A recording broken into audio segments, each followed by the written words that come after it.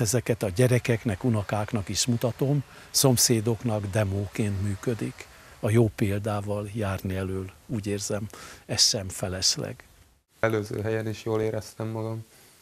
Az mondjuk egy földház volt, tehát az sem a hagyományos ház.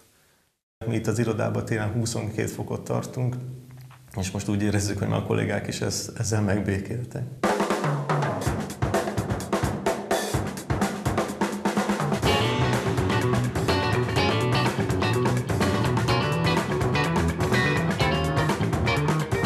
Ennek a háznak az energiaellátó rendszere és a melegvíz termelése teljesen úgy van megoldva, hogy önellátó legyen, és minél minimálisabbat fogyasszon a hálózatról.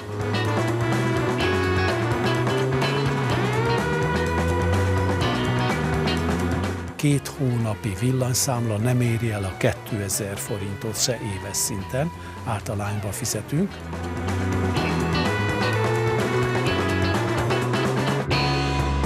A háznak az energiafogyasztása általában napi 1 kW, ennek a 75%-át éves szinten a saját elektromos áramellátó rendszer adja.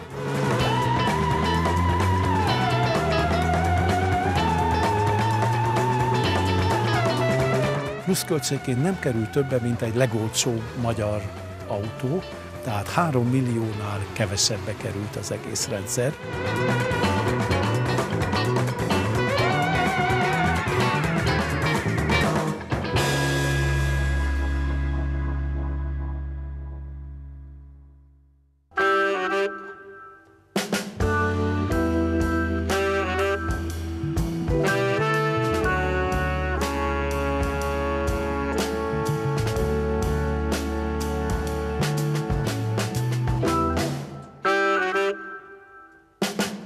Az elsődleges szempont az volt, hogy az építőanyagok felhasználásukban, illetve jellegükben minél kisebb környezetterheléssel járjanak, beleértve az előállításukat, illetve az esetleges későbbi lebontásukat, újrahasznosításukat, illetve hogy a ház üzemeltetése minél kisebb energiával megoldható legyen. Nyilván ugye ennek van egy környezeti, meg egy anyagi háttere is, illetve megfontolása.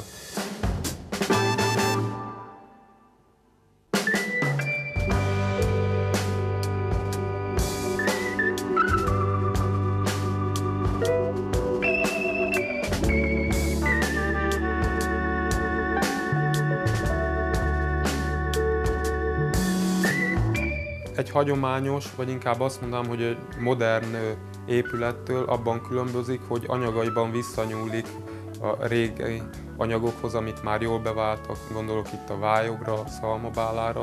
Ugye ezeknek az előállítása is sokkal olcsóbb, környezetkímélőbb, ugyanakkor kedvező tulajdonságai alapján egy nagyon jó életteret biztosít a lakónak.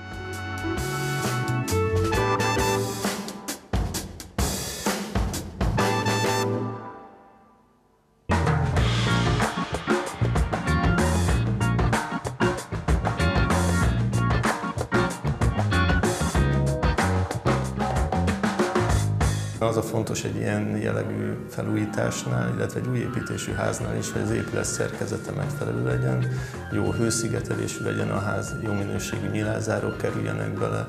A tájolás nagyon fontos, itt ez egy adottság volt, de ez egy tökéletes észak-déli tájolású ház.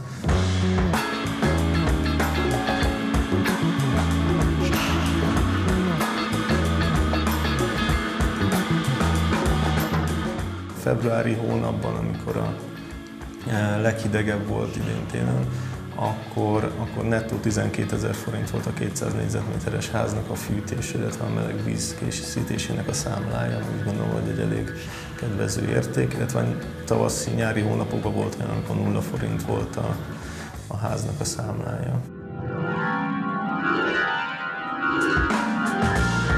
10-20%-kal drágább, mint egy hagyományos, de jó kivitelezésű épület, tehát nem arra kell gondolni, hogy 2-3-szor annyiba kerül be a ruházási oldalról, viszont drasztikusan kisebb az energiafelhasználás, mint egy hagyományos építésű háznál.